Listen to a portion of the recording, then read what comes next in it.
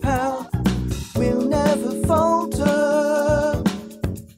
We cry out at the altar, digging deep with all of our might. We'll make it through this blackest of nights.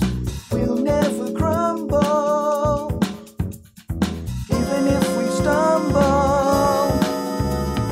Counting the days till the little man comes, counting the flames as the night sky hums, counting the times the ground above me shakes, counting for sanity's sake.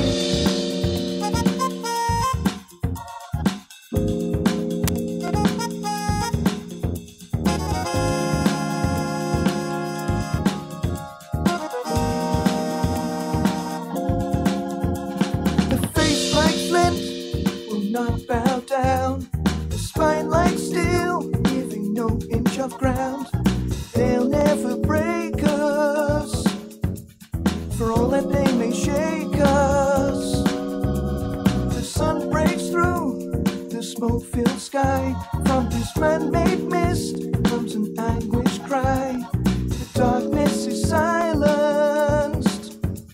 We stood up to its violence. Days till the little man is gone, counting the shame of all that he has done, counting those who deserved a better fate, counting for sanity's sake.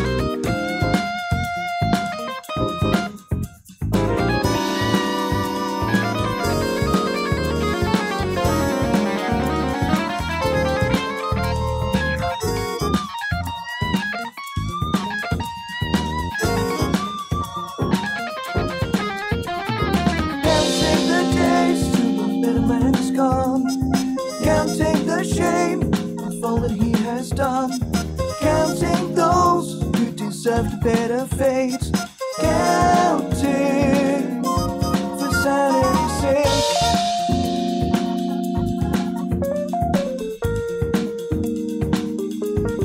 Counting the days,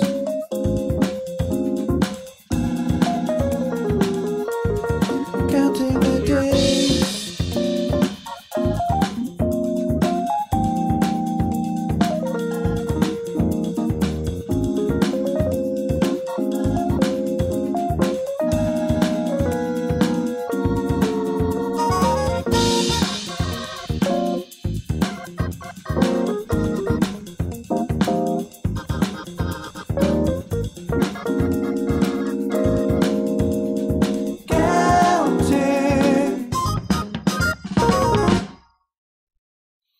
Good evening, everybody. That was my song Counting the Days from my 2016 EP Belonging to Tomorrow. Hope you enjoyed it. Thought I'd choose that as today's intro music. I don't know what I'm going to do with this whole intro music thing. Whether I'm going to play just these 4 or 5 songs from my EP in rotation or what, I don't know. I do have some older songs that are a little bit embarrassing to listen to because the mixes are absolutely shocking, but they weren't my mixes. They were somebody else's, and they're not great mixes. But the songs are alright in some respects. Some of them are a bit rubbish, but you know, that's what happens when you grow as an artist. You look back on your older songs and you go, you know what, I can write so much better than that now, or I can mix so much better than that now, or you know, my overall standard of production is so much better than it was. So I may reach back into my archives a wee bit over the last sort of 30 or so years since I've been writing songs. I started writing songs when I was about 10 or 11, so yeah, about 30 years or so. We've got quite a number in here already. We've got about 16 of you crazy people. Now I'm demoing tonight a new setup. So just bear with me if it takes me. I have to go off mic to get your comments because I'm.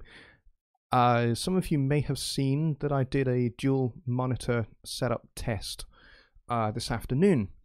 I think I talked about on a previous stream. I think it actually might have been my test stream that I did with Johnny a few weeks ago before I actually started doing Sunday Night Lives here.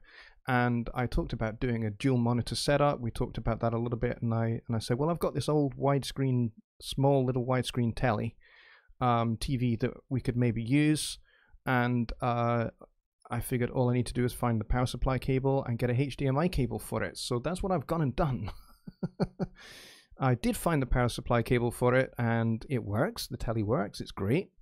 And then I went and picked up a really high quality HDMI cable with gold connectors that should have cost me £23, and I got it for £6 because it was on a clearance. It was in one of those clearance bargain bins, and I thought, I need one of those. And it's 3 meters long, so it's going to give me plenty of length to go from the computer to my little telly. So my little telly is just kind of over here. It's a little bit off screen, so you can't really see it, but it's here, and it works. So I tested it this afternoon, basically to see if my CPU will hold up running 2 screens, OBS, and Studio One.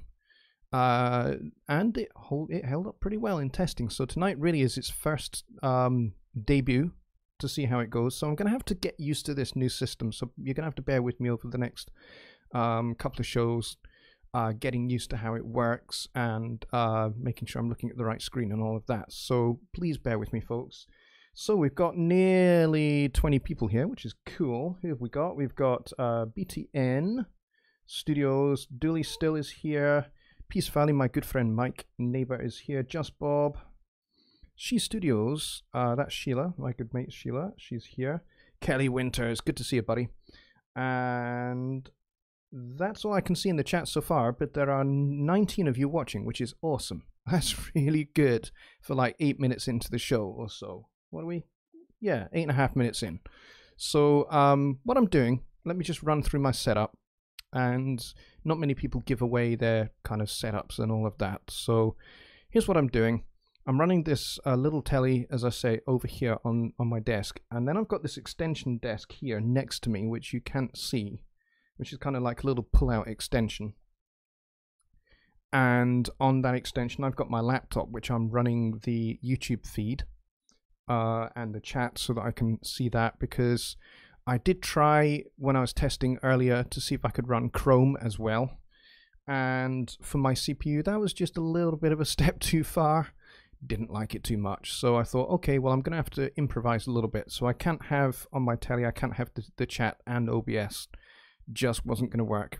Chrome seems to be a bit of as much of a CPU hog as OBS is. OBS seems to use up quite a lot of processing power as well. So I had to choose, and so OBS wins because I need it. Can't do the show without it. So let me have a look and see what we got in the chat. Let's see. Do I need to scroll up or down or something? Or am I at the top? I can't be at the top. Yeah, it looks like I am at the top of the chat already.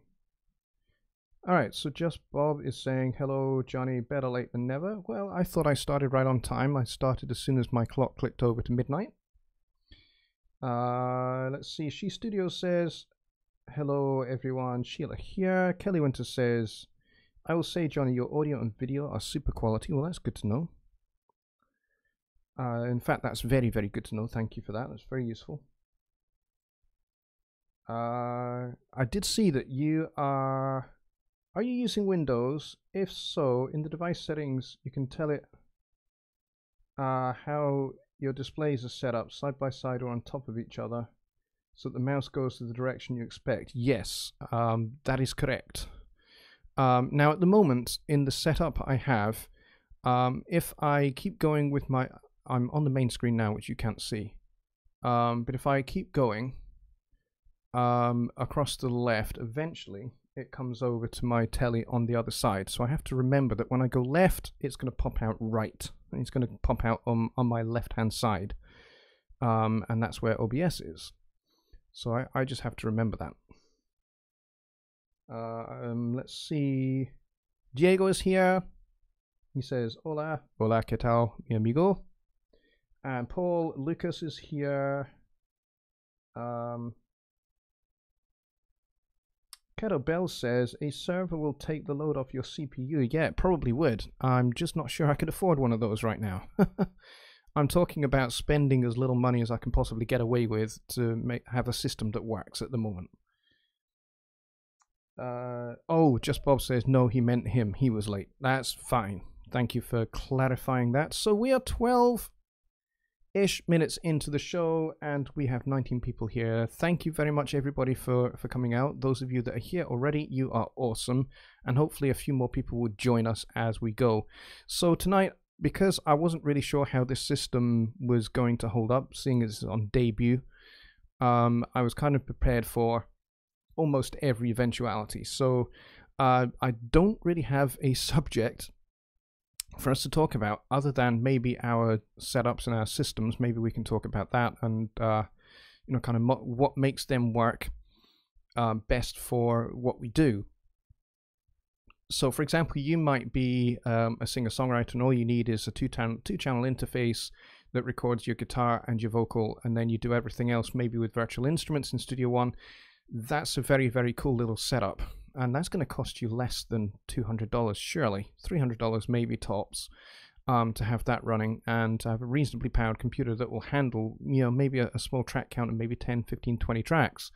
So that's a good little system to have. So maybe we can talk about that a little bit, and then I'm going to take your questions on recording, mixing, mastering, songwriting, arranging, all of that kind of fun stuff. And I have Studio One open so I can do demos in Studio One on anything that you have a question for.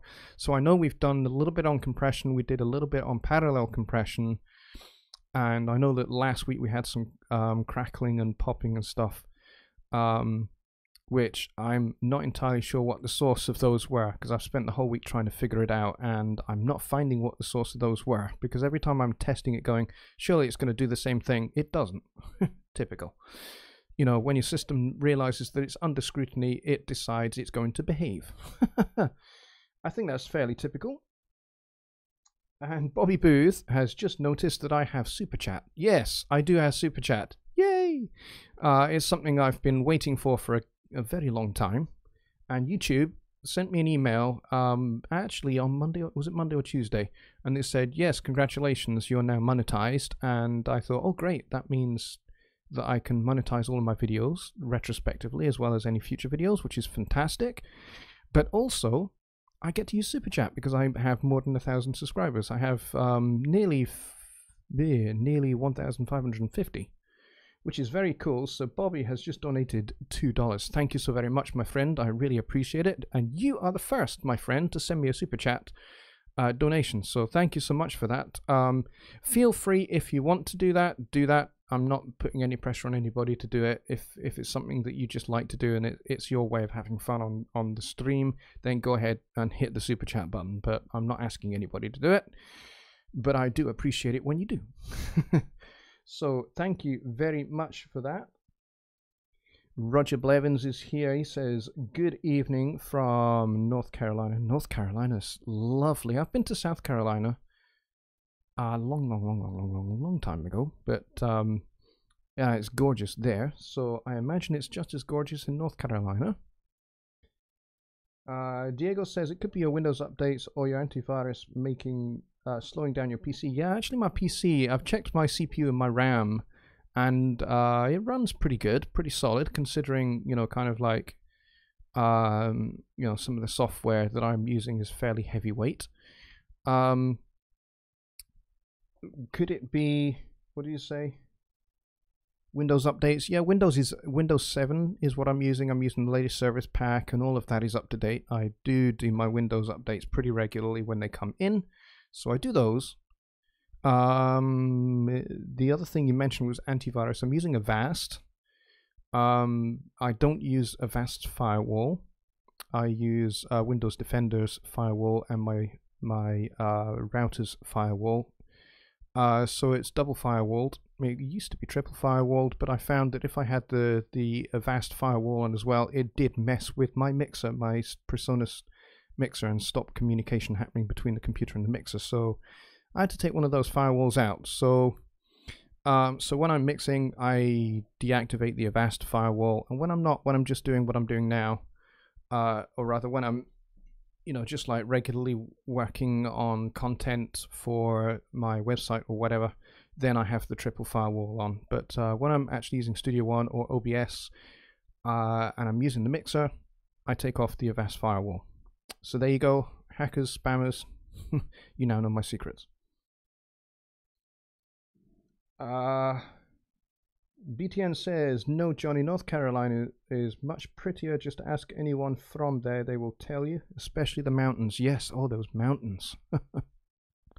I love mountains. We have mountains here in Scotland, and they are gorgeous. They're not maybe quite as big as your mountains, you know, the Carolinas or the Colorado Rockies.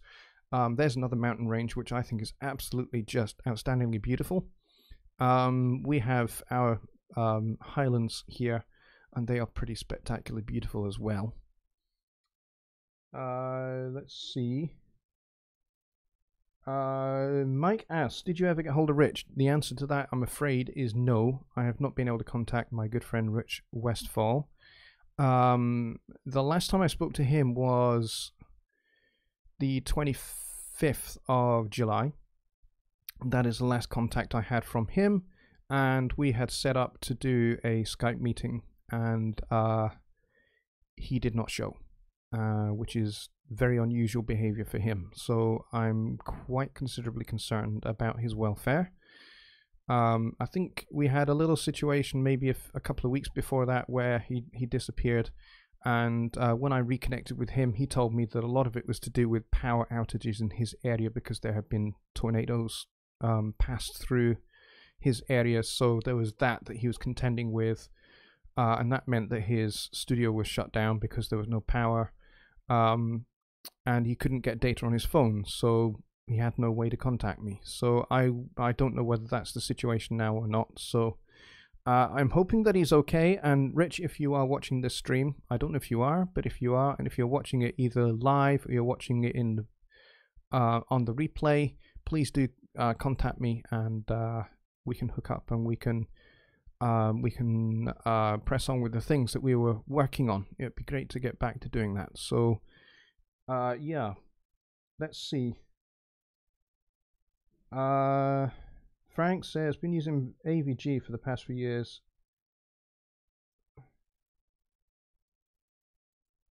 Heavy on panels, I'm not sure what that is, but no problems with Studio One 4.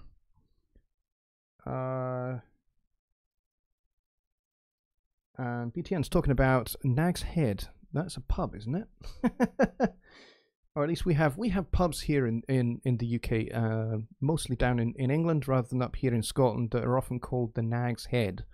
And I think what we call a nag isn't necessarily your wife, but it's usually it usually means an old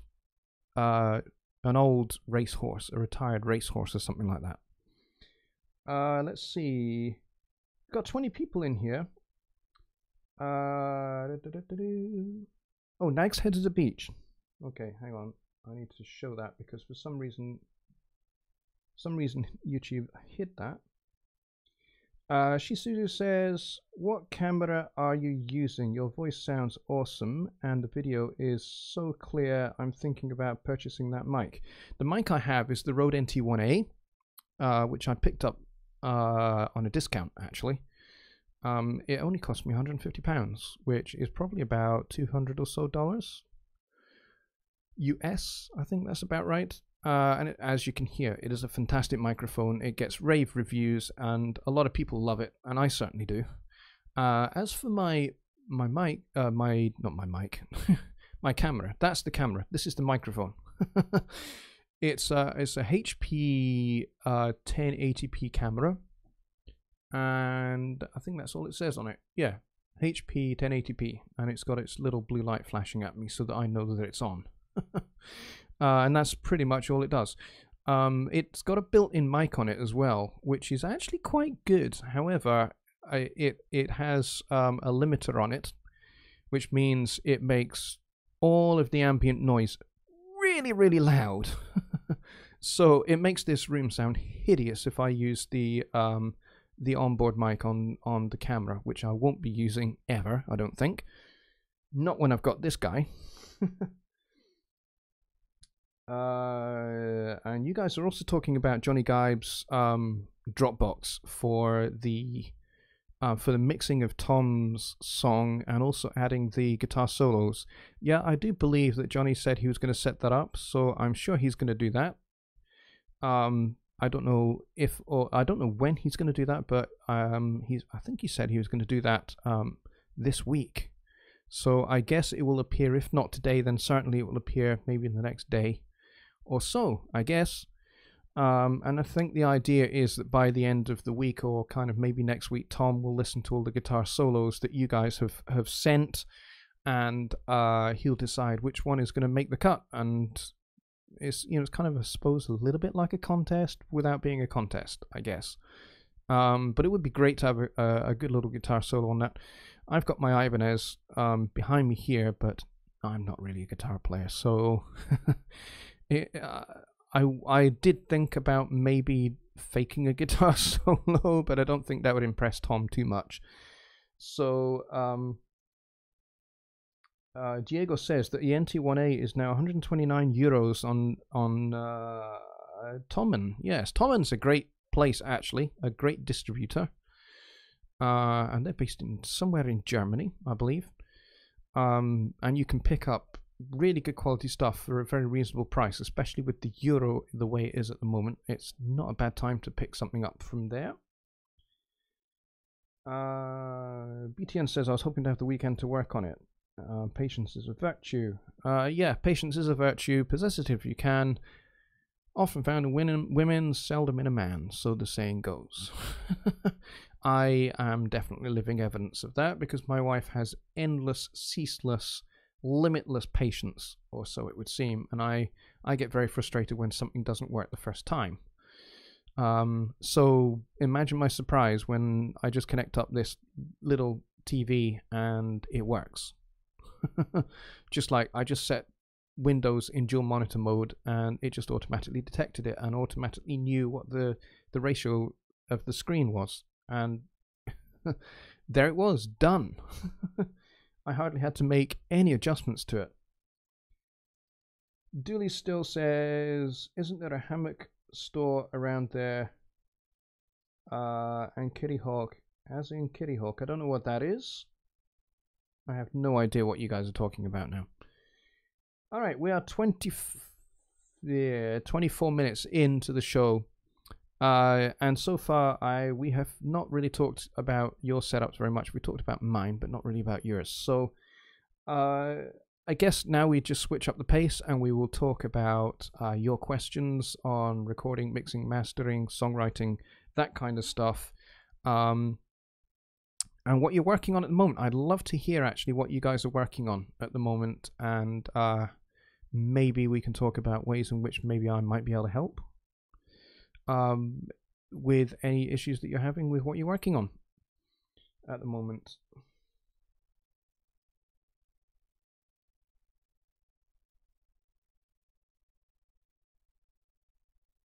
Okay, YouTube for some reason was blocking a couple of comments, which I had to go in and manually show those comments so that you could all see it.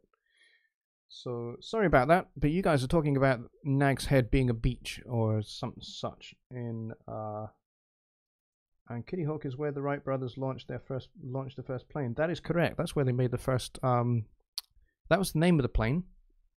And I guess they maybe retrospectively named the area after the Kitty Hawk after it made its maiden flight. You're probably right. Okay, Diego says, I have an audio box, but I don't know how to record synths with it.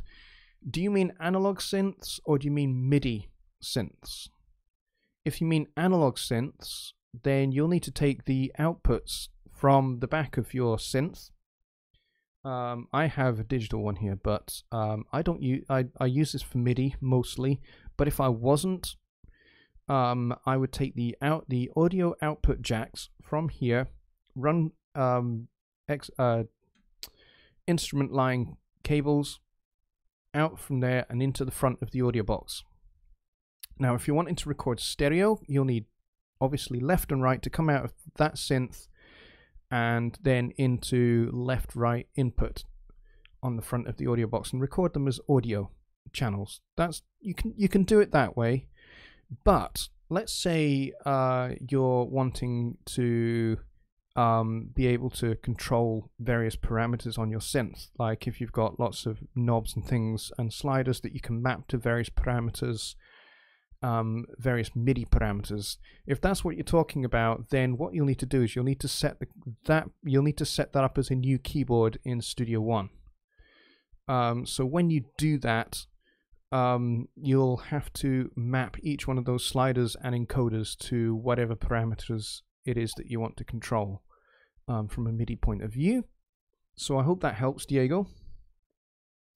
But it can certainly work that way, and there are, if it's the audio box USB you're talking about, there are MIDI in and out on the back of the device, and you can run just standard five pin DIN MIDI cables to and from your synth if you want to do it that way. Or if it's MIDI over USB, again, that's fine. You just run the USB direct into the computer, and then you do the same process in adding it as a new keyboard in Studio One.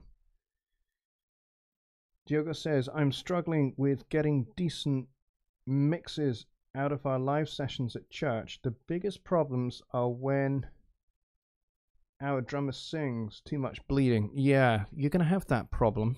If the drummer is, let's say your drummer is in a drum booth, which oftentimes they are, so that you've got more control over the drum sound overall, the balance with everything else. If your drummer is also singing, if it's purposely singing, i.e. he's meant to also be one of the vocalists in the band, and he's got a vocal mic for that specific thing, I would suggest using an SM58 for his vocal. Sorry, I thought somebody was knocking on my door. I would suggest using an SM58 for his vocal, and you are going to get some bleed.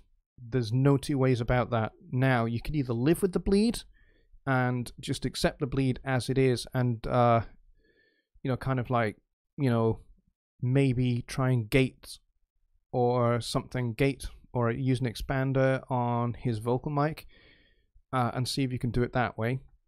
But if the situation is that he is just worshipping and is just singing as a natural response whilst he's playing, then you need to maybe tell him, look, that's, we want you to play drums, not to sing. And you're going to have to express your worship of God through the drums rather than singing. So it could well be he just needs to control his enthusiasm a little bit, or you just need to mic very directly for his voice with an SM58 or something like that. So I hope that helps. I am going to go and scroll the chat and see if I'm missing something. I'm pretty sure I am. There's a question here about finger picking, but I can't get it. Some reason. No. Whoever it was that posted the question about finger picking, can you copy paste it back into the chat, please? Because I appear to not be able to scroll up and get it, which is weird. I don't know why that is. I guess I still have to learn a little bit about doing this. But yeah, if whoever it was that posted that about finger picking, please post that again. BTN says, I'm struggling with getting decent mixes. Oh, okay, we talked about that. Diego says, I thought the audio box didn't support line in. Well, it supports it supports guitar. you know, if you plug your guitar direct into the audio box, it works. Or if you plug in your bass directly into the box, or if you plug in this guy, which is what I have done, it supports it. It works fine, as you can hear. So I don't see any reason why it shouldn't support just audio outs from your synth. She Studios said, oh, hang on, I missed one. Bill Flippin, thanks, mate, for your help earlier on my test stream. Appreciate it. Thank you for coming back as well. And you say, I'm presently learning parallel and sidechain compression. Can you talk about that? I did a little bit last week on parallel compression, but there's absolutely no reason why we can't do that again. So let's close this song. It's an empty song. And I need to change my screen.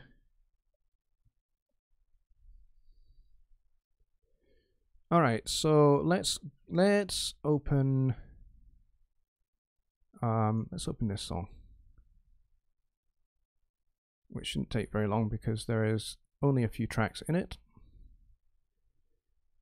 And let's go to town on a little bit of parallel compression, and I'm going to use the Fat Channel 1176 for this. Now, it's going to sound a little bit ridiculous in this particular style of music. You wouldn't use parallel compression to do what I'm about to do, but in this particular style of music, but just to demonstrate how you do parallel compression, I can do that. So let's get our mixer open and let's play a little bit of this.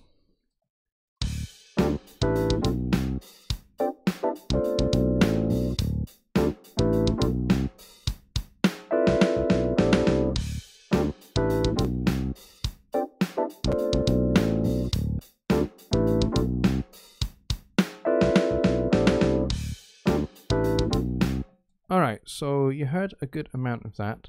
So what we want to do is we want to create a bus. We don't want to add bus for selected channels. We just want to create a freestanding bus. And we're going to call this, I'm going to do this on the drums because this is the best way to learn parallel compression when you're starting off with it. And eventually you work out how you can parallel compress pretty much anything and make it sound cool.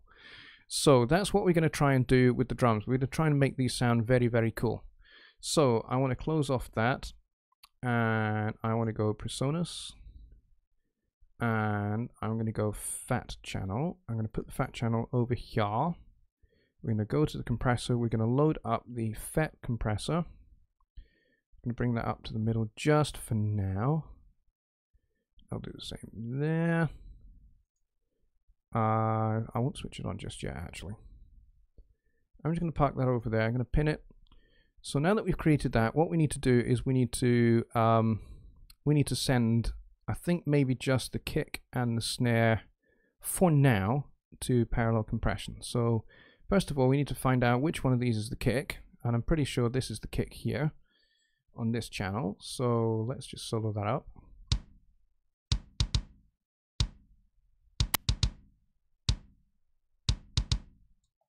Okay, so that's our kick. So what we're going to do is we're going to hit this plus sign in the sends, and we are going to go side chains. No, we don't want a side chain at all. Hang on just a second. We want to go to P drums, and we want to click this pre-fader on off button, and we want to switch it on so it goes yellow. It defaults the send level to -6, which we don't want. We want this to be a 0 dB send. So we control click it, and now it goes to 0 dB. That is what we do want. Okay, next track we want to find is the snare. So let's try this guy. Okay, there's our snare. What I'm going to do is I'm going to grab this and I'm going to copy that across. And I think we'll just leave it at that just right now, just to give us a start. So now that we've done that,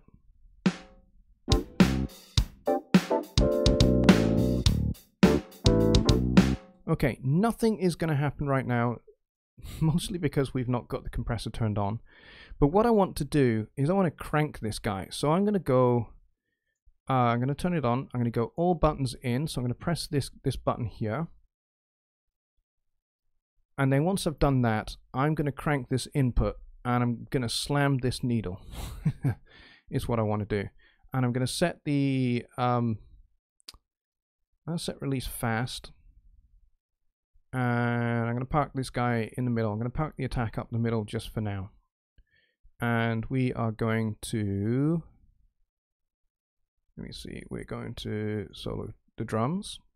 And we're going to listen just to drums for the moment. Hardly touching the needle right now, but now we want to slam it.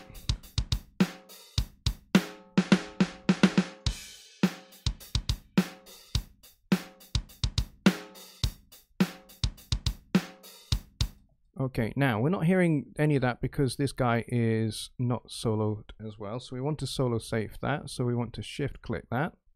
Now I should be able to pull this down and I should be able to blend this in. But first of all, I want to check whether this sounds appropriate.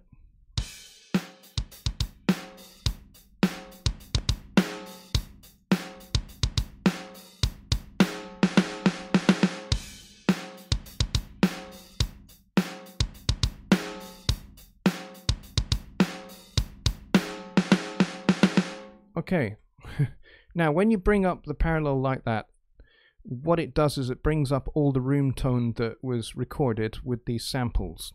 This is the Tom Brecklin drum set sound, sound set, the sample of his personal drum set, which is Yamaha Maple Custom drum set.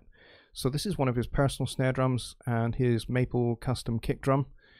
So you can hear the room that these were recorded in.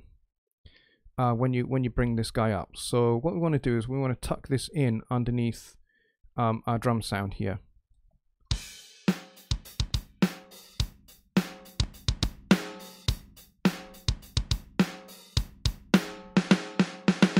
Okay, so now when we unsolo everything, the kick drum and snare drums should now sound quite a lot more forward than they did before.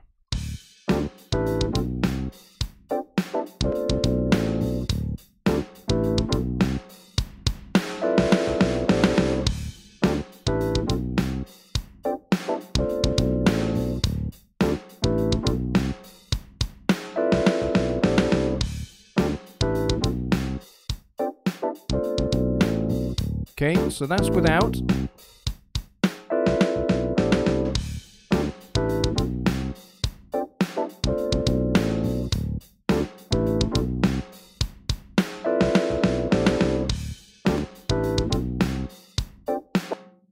Alright, so can you hear the difference? It's quite a lot more forward, and yes, you can hear a lot more of the room ringing, which is a byproduct of parallel compression.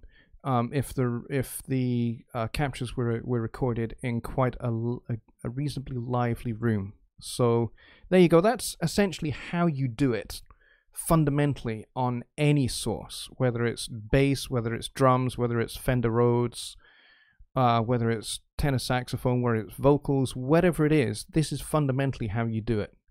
Okay, so I could do this again, and we could have a shot at doing this on the bass as well. So let me close that out. Let me add another bus, and we'll call this one P bass, like that.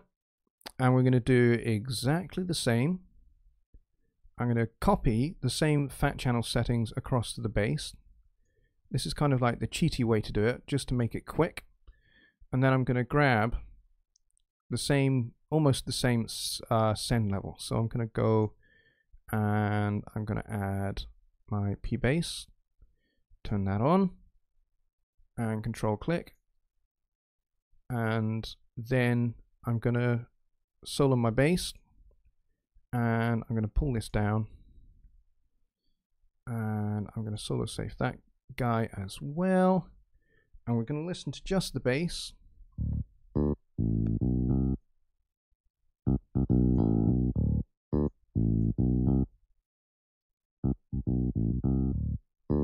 Okay, why am I not getting any bass? Oh, I know why. I've put that in the wrong place. And you guys are probably very observant and noticed that. I put that on entirely the wrong channel. It should be this one here. And there we go. So now that should work. Let's try that again. And yep, we are absolutely slamming the needle.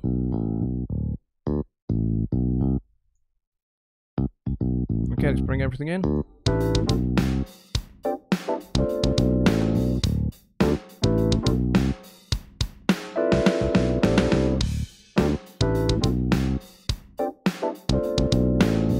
Let's mute this bass, this parallel bass channel. And the drums. Put them back in. Okay, so what you get happening with parallel compression is parallel compression brings not only the elements that you parallel compress a lot further forward in the mix, but they add a lot of excitement and a lot of energy. And yes, they add some perceived loudness. So, you know, the drums sound a lot more forward, but they also sound a lot louder. And you do that, you're effectively turning them up without turning them up, effectively, is what you're doing. So I hope that helps answer that question on parallel compression. Great question.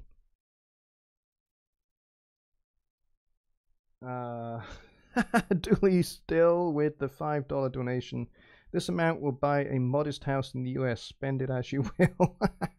Thank you so much for your donation. That is very, very cool. I appreciate that. So I'm going to go back over here now so that you can see me. And you're saying I got very blurry.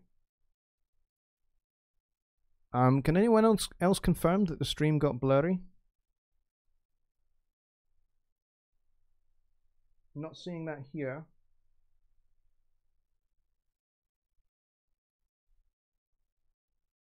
Okay, your screen is clear right now, says She Studios. Diego says, can you do it with the effects channel? You can, but I wouldn't. I do it with a bus rather than an effects channel, because I may want to send my parallel bus elsewhere afterwards. So, which you can't do with an effects channel. There are no sends on effects channels. So the way to, so that's why I use parallel buses, because I might want to send the parallel bus to something else ultimately, other than my mix bus. So that's one of the reasons why I use a parallel channel, because what I might do sometimes, I don't do this all the time. I'm going to go back to the Studio One screen. But what I might do, I don't do this all the time, but sometimes I do if I've got a bigger track count. Sometimes what I'll do is have all my channels routed to buses, and then I'll have parallel sends from my channels to my parallel buses. And then my parallel buses will be sent pre-fader to summing buses, and then I will balance, like maybe I'd maybe have like a band bus and a vocal bus. And then I can balance the two together just off two faders. And of course you cannot do that with effects channels. So you could do your parallel compression with effects channels. You could also use the splitter function in Studio One. You could absolutely legitly do that with the splitter function. It works very, very well. It's just not the way that I do it, because I need to be able to have that flexibility to be able to send it somewhere else and know where it's coming from, and be able to see in the mixer where everything is going to and coming from. So, excuse me, that's my rationale for that. Let's see. Just make sure that you're watching this in 1080p. Sometimes if YouTube gets a bottleneck, it will drop it down quality wise, and you just need to click the cog wheel. You need to click the cog wheel to ensure that you're in 1080p watching this. So sometimes it does that. Sometimes the internet gets a little bit bottlenecked, and if it does, then it might go a little bit blurry. And if it goes blurry and pixelated, or the audio loses quality, then just make sure you click that cogwheel and select 1080p, and it should refresh the feed for you.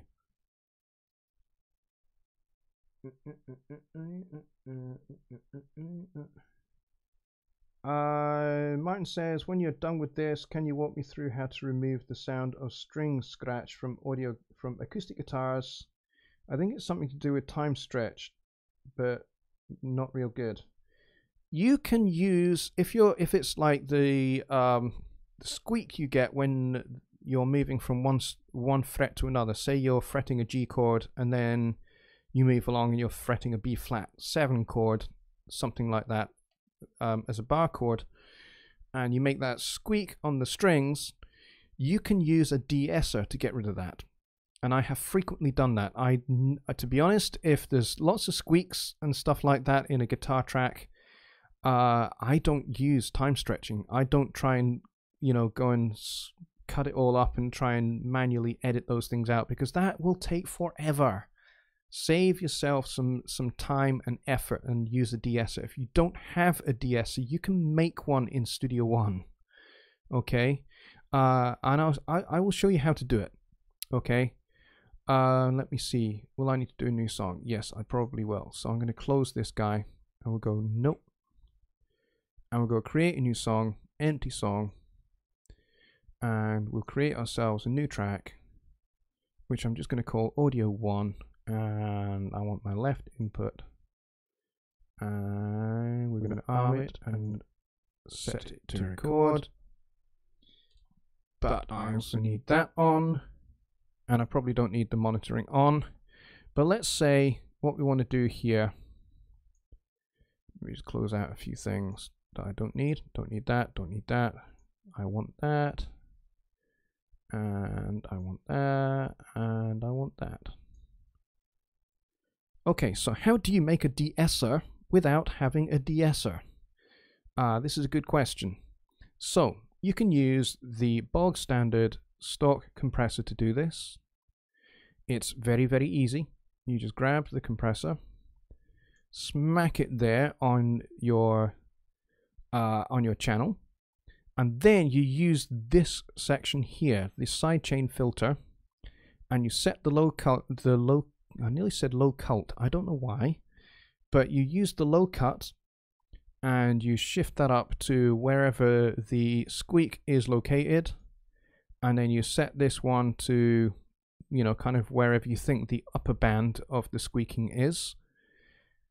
And then basically what you're telling the compressor to do is to ignore anything below that frequency and that frequency. So basically you're making yourself a single channel multi-band compressor. You're telling the compressor, I want you to only listen to these, what is between these two numbers, and only listen to that. And then what you want to do is you want to dial back the threshold quite a lot, and you want this ratio to be pretty high, maybe 13:1, because you want it to clamp down on it very, very quickly. So you want fast attack and a fast release. And then I would say don't even bother about makeup gain, because makeup gain is not important when you are dealing with eliminating a squeak or S's.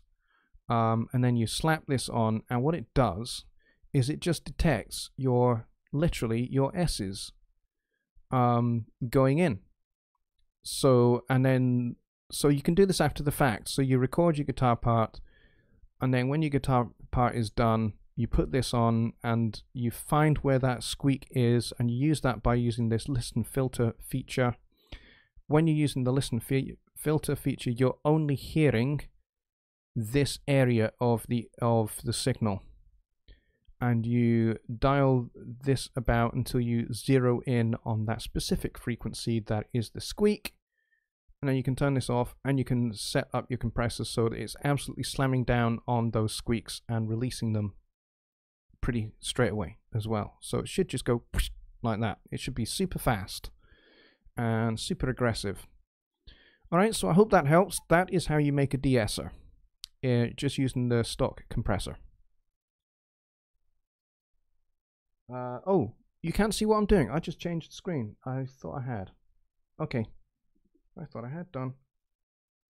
Maybe I forgot to press that button. Thank you. Okay, I'll show you what I did.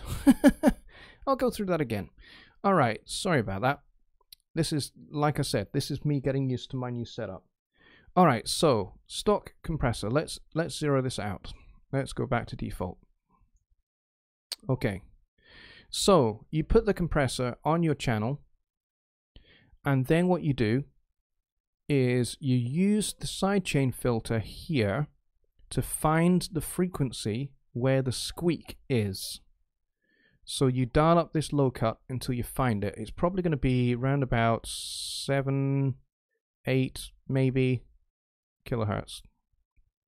It's going to be around that area, and then you set the high cut to maybe the top band of wherever that squeak area is. So what you're doing is you're telling the compressor, only listen to this area and nothing else. Only respond to audio in this area. And then the next thing you do is you set this for a super fast attack, super fast release. Whack that up to about 13:1 or so. Could be more aggressive if you want. And then you just dial back the threshold quite a lot, because you want it to clamp down very aggressively on your squeak and then to release it very aggressively.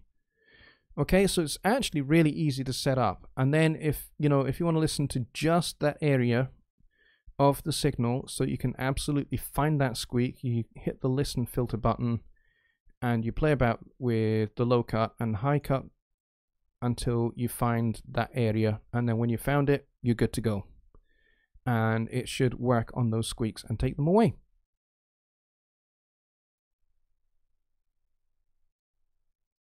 So there you go. I hope that helps, Martin. And I'm going to go back to the lounge. Sorry about that. I do forget to switch sometimes. Okay, well you should have seen it that time, Martin. I hope. BTN says when you add effects to the insert on the channel, is that being sent to a parallel compression bus? Are the effects sent to the bus too? Then you're compressing the effects too? No. When you do a pre-fade ascend, it basically grabs the audio before it hits the channel. So it's just clean audio that you're sending. So if I were to set that up again over here, same scenario, fat channel, get that over here, compressor, fat compressor on, whack that up that way, whack that up that way, whack that up that way, whack that up that way, all buttons in, and then go bus 1, click that guy, control click the yellow line. Now we're sending a 0 dB copy over to this guy, which I need to solo that. So that's how you set that up. And what happens is with the pre-fade ascend is the pre-fade ascend takes a copy of the audio before it hits anything to do with this channel and sends it to the bus. So it's not EQ'd, it's not compressed, it's not got reverbs, it's not got anything in the inserts going to this bus. The whole reason for parallel compression set up this way is that you need a clean set of audio that you can compress the absolute loony bins out of. So I can absolutely slam this, and with the all buttons in and the super fast attack, the super fast release. I mean, I might even have that in the middle. I tend to flip between middle and well, I mean, this is slow. This is 0.8 of a millisecond. This is 0.02 of a millisecond. That's very, very fast. It depends whether you want to absolutely slaughter the transient or allow some of the transient through. But it doesn't really matter with the FET compressor because the 1176 is one of the fastest compressors there is. So it doesn't really matter. It's not going to make much of a difference on your attack, really. It just depends upon what you want sound-wise. Play with it. See what your ears tell you, which you prefer, okay? But no, a pre-fader send, it just sends a copy of the audio straight and direct to your bus before it hits the channel. It's a pre-fader send. That's what that means.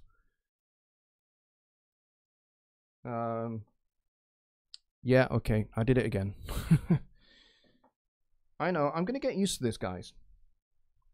It's just going to take a little bit of time. Okay. So, no, it's a pre-fader send.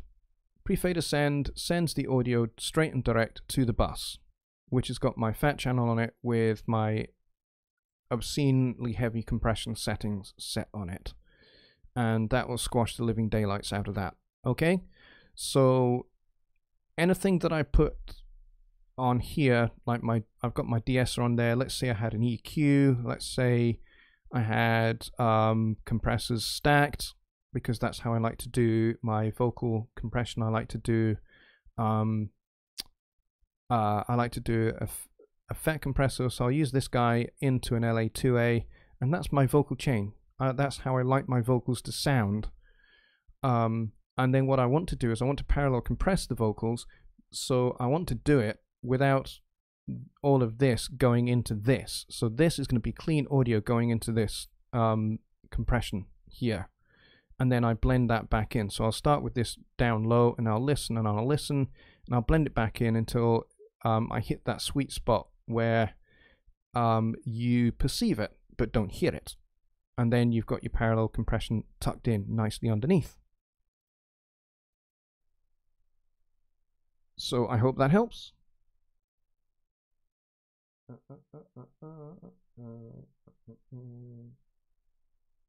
some reason it won't let me scroll up the chat. What am I doing wrong here? Do I need to pop out the chat? I don't know what I need to do.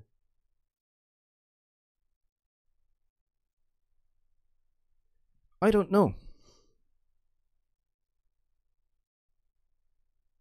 But I can't scroll the chat for some reason.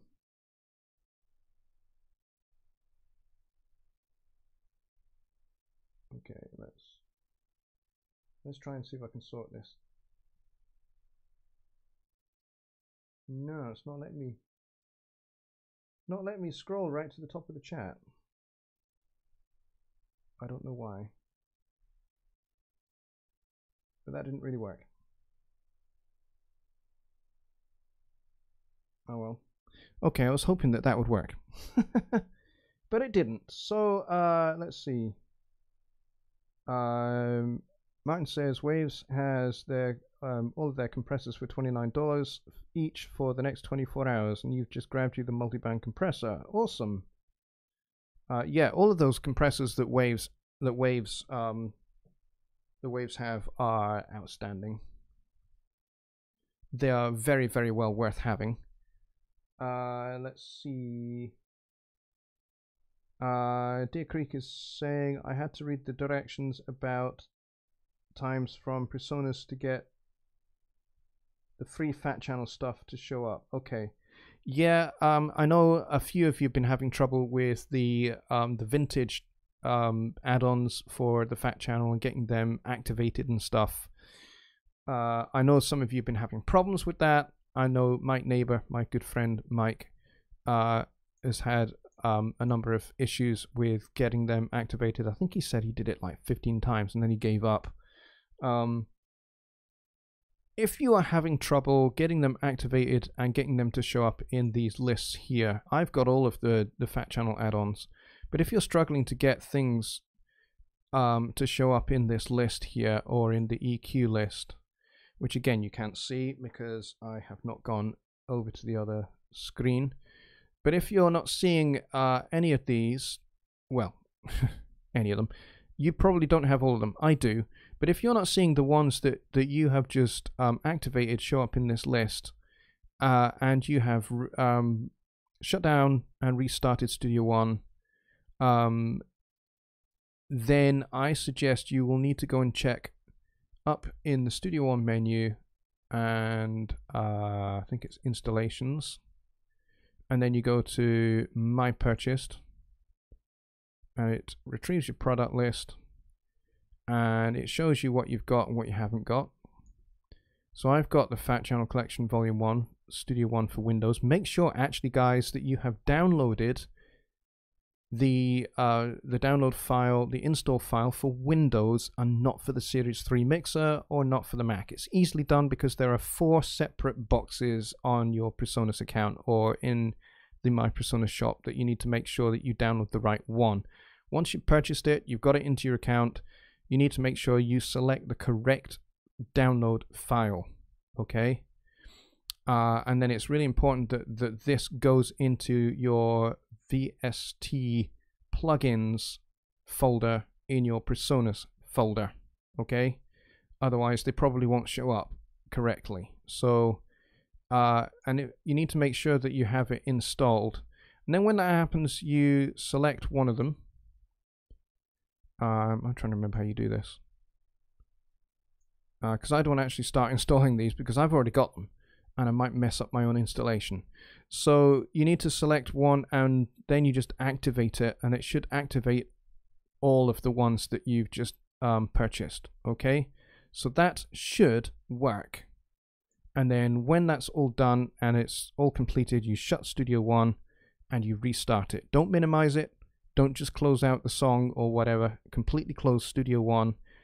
Check your task manager. Make sure Studio One no longer shows up in your processes or applications. Once it's clear, start Studio One back up and open up a song, get a channel on, get the Fat Channel on there, and have a look and see if they're there. Okay, so hopefully that will do the job for you.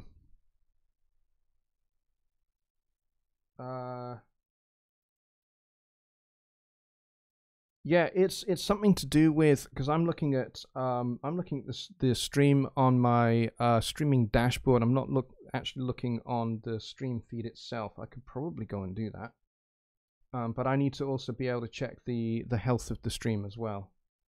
Maybe I could have another instance of YouTube over here. Don't suppose it would slow it down too much. That might be an idea for future reference that I should bear in mind. Come on. Because I know that when I'm watching a stream, I can scroll up the chat very, very easily. So it might well be that I just need to open up the actual feed itself as well. That is also something to bear in mind, so thank you for that. Appreciate that. Does mean it's just going to run a little bit slower, unfortunately. Jazz is here. He says, "Hi Johnny, how are you, buddy?" I'm doing pretty good, thanks, mate. This is the first time I'm using a multi-monitor setup, and I'm just so not used to it. It's a little bit of a head spin, but I'm sure, you know, over the next few weeks I'll get used to it. I'll get a routine drilled down, and I'll know what's what, and the chat and everything else. Deer Creek says the activate button was hidden in the bushes. Did you find my tennis ball or my cricket ball in that bush as well, Deer Creek? I hope you did.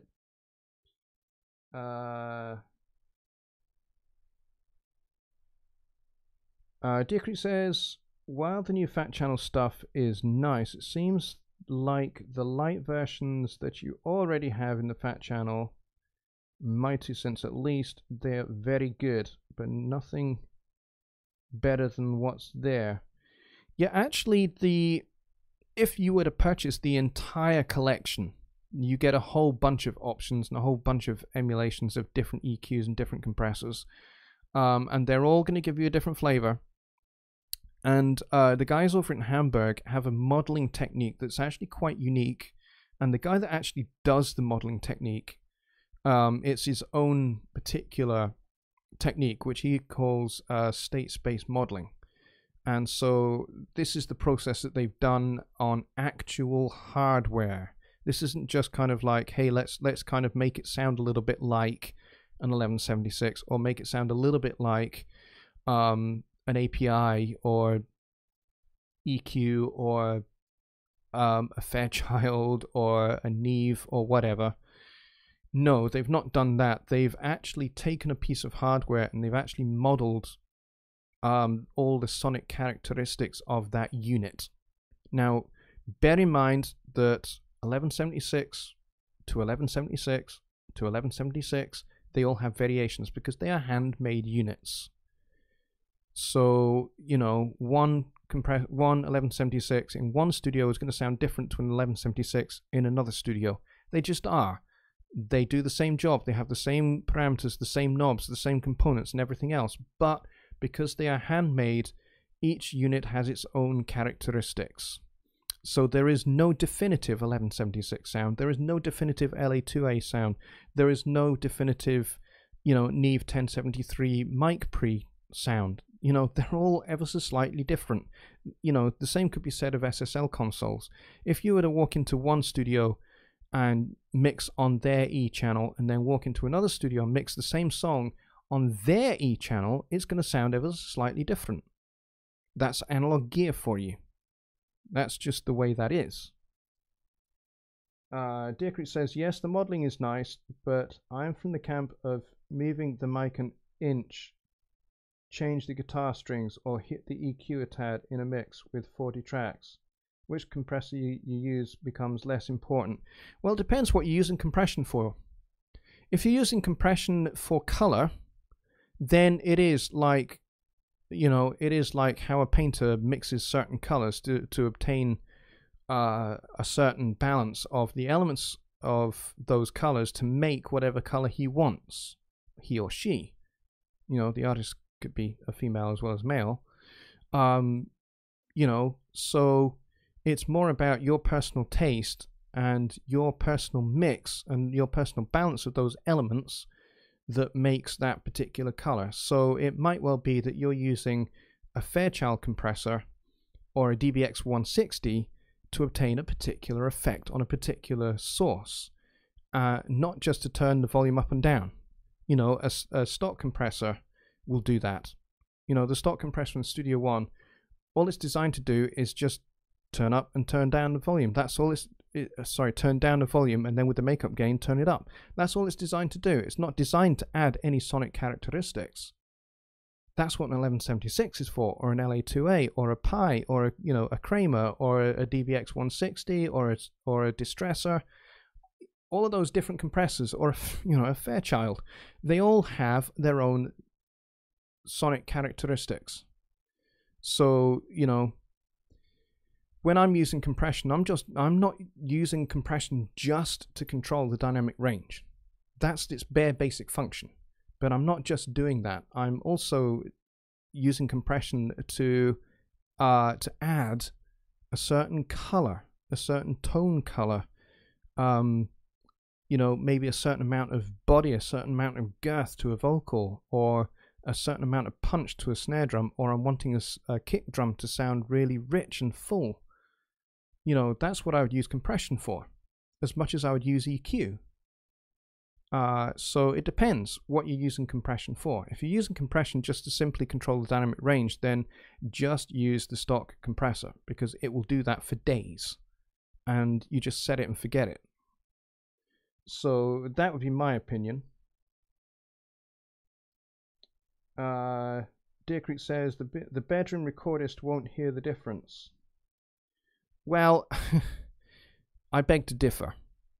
They might not if they're just starting out, but if they've been a bedroom recordist for decades, they'll hear the difference.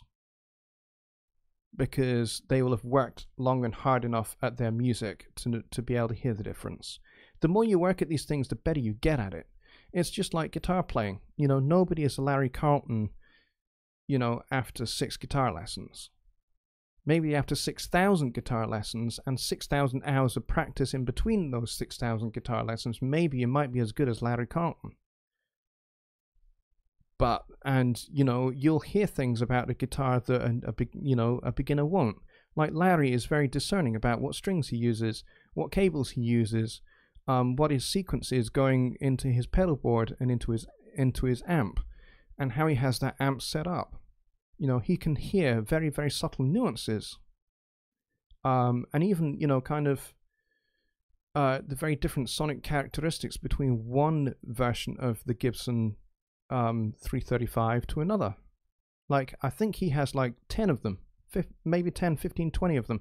And each one is, it might be the same model guitar, but it has a different characteristic.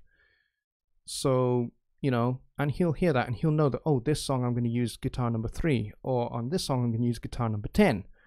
But he's an expert. He's a genius. But when he first started out, when he was a kid, he would have been able to just strum a G chord and go, I can play a G chord. Hooray, I can play an E minor chord. And that was the extent of his achievement. But, so, you know, if you're a bedroom recordist, you're not going to need to know the difference between one 1176 compressor to another, or how one is going to bring one particular characteristic to another. The only thing you're concerned about is, hey, how does the attack button work? How's the attack knob work? How does the release knob work? What do I do with threshold? Those are the things you're concerned about, is learning how it works. So, you know, I kind of agree with you, but I kind of disagree with you at the same time, because I don't want to discourage bedroom recordists, because I know that I have bedroom recordists amongst my subscribers. So, you know, I have people who are hobbyists who have maybe only been doing this a few months. They've not been doing this for 25 years like I have. So, you know, I know a little bit more about the subtleties of one compressor over another. Why I want to use a Fairchild on that sound. Why I want to use a DBX 160 on that. Why I want to use that EQ on that particular audio or whatever.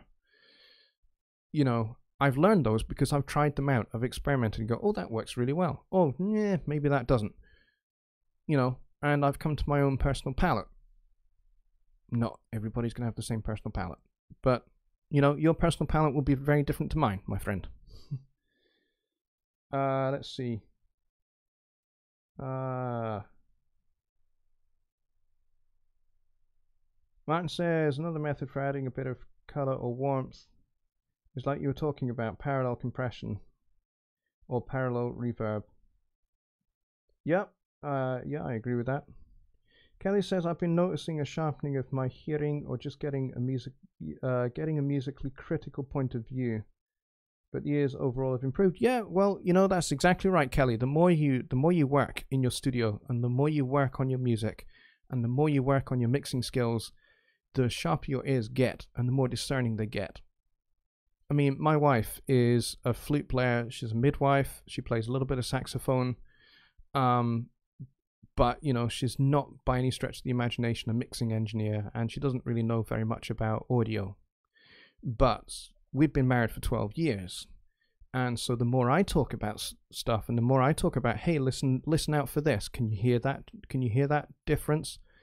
Now, you know, when we're having conversations in the car, we'll put music on, or a song will come on the radio, and she'll go, wow, that vocal is overcompressed.